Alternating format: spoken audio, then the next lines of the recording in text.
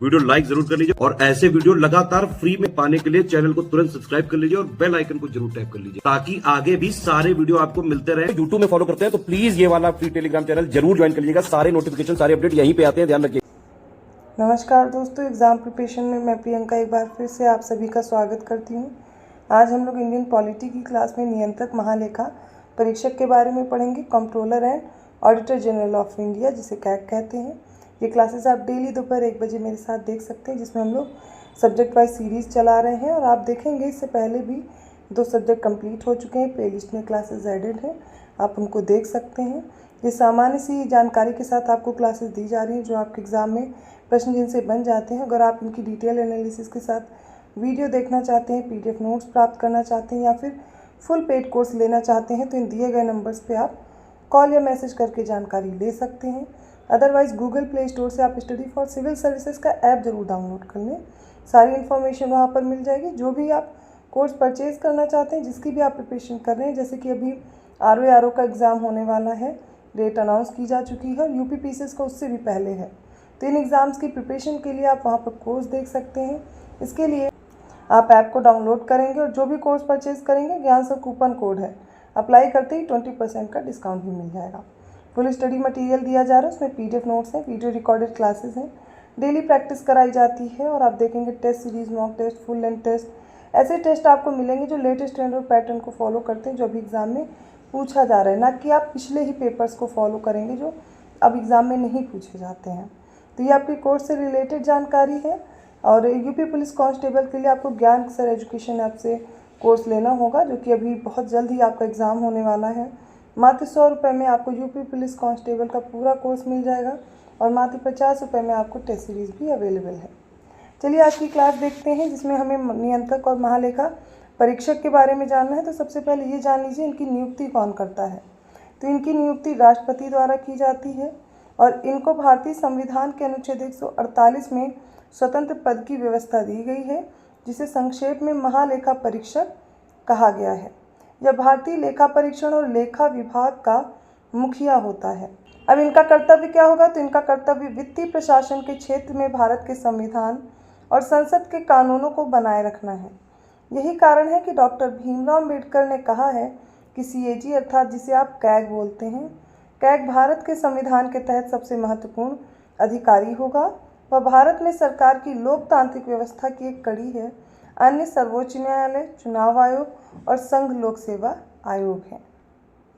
अब इनसे रिलेटेड जो भी आर्टिकल्स हैं आप मेरे साथ प्रिपेयर करेंगे, जैसे कि हमने पिछली क्लास में महाधिवक्ता के बारे में पढ़ा। अब इसी प्रकार यहाँ पर भी हम लोग देखेंगे जो हमें पढ़ने हैं। सबसे पहले आर्टिकल 141 क्लॉज 1, इसके अनुसार भारत का एक नियंत्रक महालेखा परीक्षक होगा, जिसको राष्ट्रपति नियुक्त करेगा और ये अपने पद से केवल उसी रीति या फिर आधारों से हटाया जाएगा जिस रीति और आधारों से उच्चतम न्यायालय के न्यायाधीश को हटाया जाता है। आर्टिकल 141 क्लॉज 4 के अनुसार नियंत्रक और महालेखा परीक्षक अपने पद पर न रह जाने के पश्चात भारत सरकार के या फिर किसी अन्य राज्य सरकार के अधीन किसी और पद के लिए ये पात्र नहीं होते हैं। तो आर्टिकल 141 क्लॉज 1 क्या कहता है कि नियंत्रक और महालेखा परीक्षक का एक पद होगा और इसकी नियुक्ति कौन करेगा? राष्ट्रपति।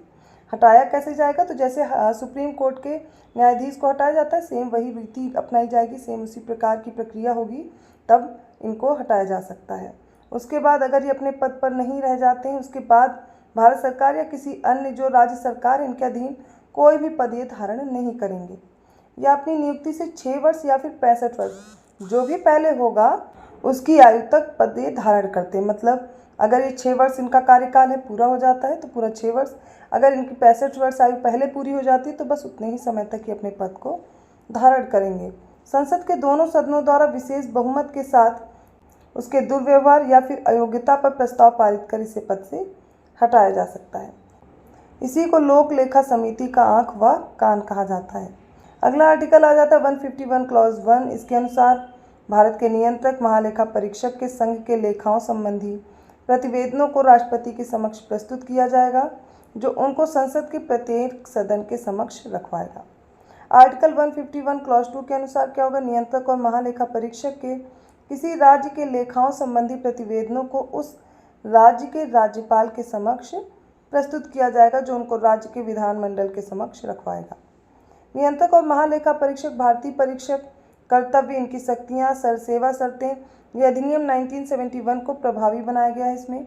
इस अधिनियम को 1976 में केंद्र सरकार के लेखा परीक्षा से लेखा को अलग करने हेतु संशोधित किया गया था। नियंत्रक और महालेखा परीक्षक राष्ट्रपति को 3 लेखा परीक्षा प्रतिवेदन प्रस्तुत करता है। विनियोग लेखाओं पर लेखा परीक्षा रिपोर्ट, वित्त लेखाओं पर परीक्षा रिपोर्ट और सरकारी उपक्रमों पर लेखा रिपोर्ट। राष्ट्रपति इनको संसद के दोनों सदनों के सभा पटल पर रखवाता है। इसके उपरांत लोक लेखा समिति इनकी जांच करती है और इसके निष्कर्षों से संसद को अवगत कराती है। भारतीय संविधान के अनुच्छेद 148(3) के अनुसार नियंत्रक और महालेखा परीक्षक अर्थात कैग के वेतन और सेवा शर्तों के निर्धारण का जो अधिकार है वो संसद को दिया गया है। अतः संसद ने कैग के वेतन और सेवा शर्तों से संबंधित प्रावधानों को वर्ष 1971 में अधिनियमित किया, जिसके अनुसार नियंत्रक और महालेखा परीक्षक का कार्यकाल कितना हुआ, 6 वर्ष का, या फिर अधिकतम अगर 65 वर्ष की उम्र है तब तक ये सेवारत रह सकते हैं और इनमें से जो पहले हो वही इनका कार्यकाल होगा। भारत में नियंत्रक और महालेखा परीक्षक सार्वजनिक धन की प्राप्ति और निर्गम जो है इस पर नियंत्रण का कार्य नहीं करता, बल्कि इसकी लेखा परीक्षा करता है। तो ये पॉइंट याद रखिएगा। नियंत्रक और महालेखा परीक्षक अपने नाम के अनुरूप भारत के वित्त पर नियंत्रक का कार्य न करके केवल उसकी परीक्षा का कार्य करता है, जबकि ब्रिटेन का नियंत्रक और लेखा परीक्षक दोनों प्रकार के अधिकार रखता है। डिफरेंस क्या है ब्रिटेन के और अपने यहाँ के नियंत्रक महालेखा परीक्षक की, तो वो आपने इस पॉइंट में देखा। भारत के नियंत्रक महालेखा परीक्षक संसद के लोक लेखा समिति की बैठकों में भाग ले सकता है और संविधान के अनुच्छेद 149 में नियंत्रक और महालेखा परीक्षक के कर्तव्य और शक्तियों का वर्णन दिया गया है।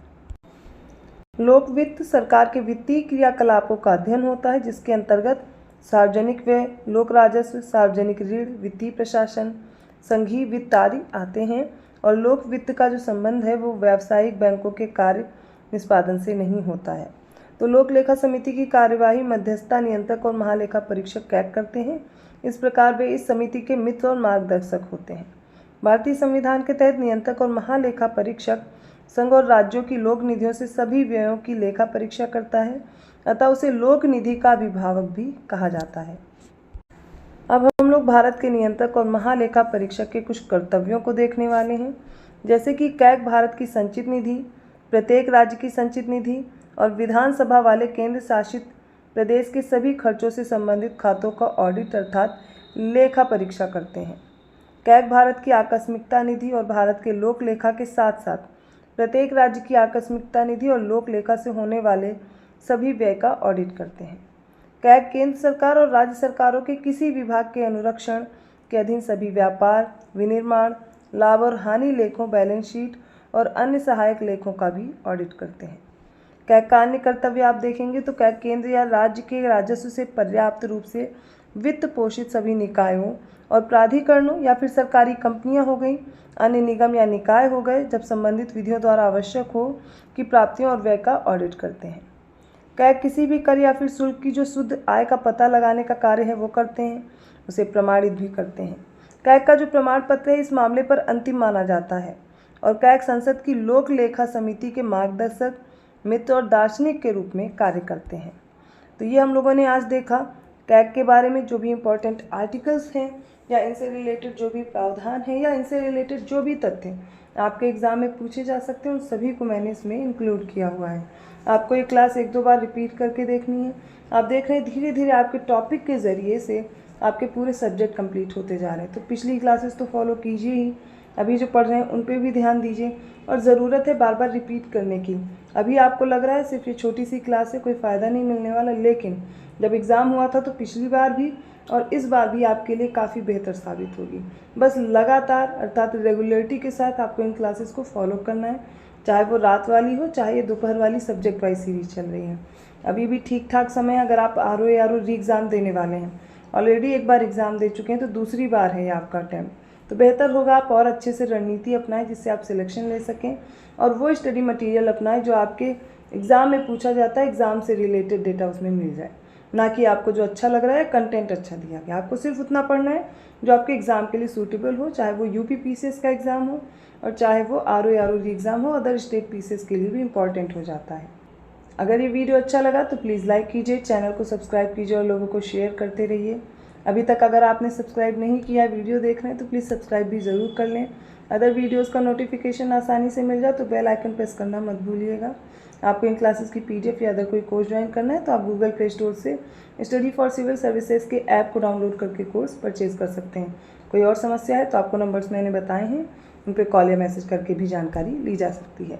तो मैं मिलती हूँ ऐसे ही कंटेंट के साथ अगली क्लास में। तब तक के लिए धन्यवाद।